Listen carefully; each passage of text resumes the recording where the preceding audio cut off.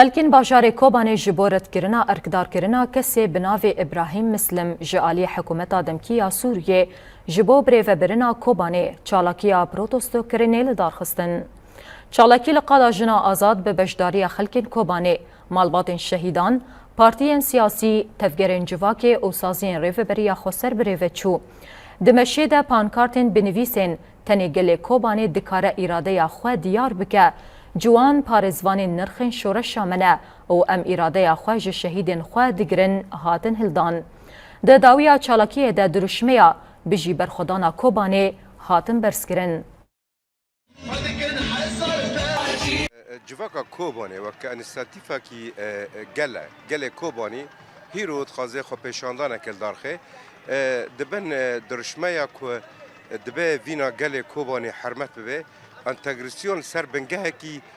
راست و درست آوا ببه ام مخابن یعنی ام توم لراستی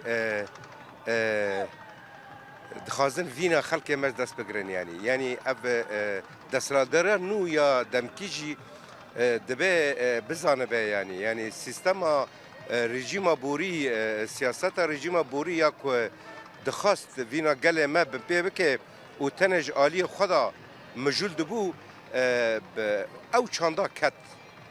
خلکه نرازبین خود هم بروی چانده نشانده خلکه نکن بو او وینا دستلادار بوری بپجرانده هیویا مکو دستلاداری نوجی خالصر چاندا دستلادار بوری آوا نکه چاندا این کار ما فکر گله کرد ریباز خوابید نزکتایا هریما کردید کی مش گلک خلق لورن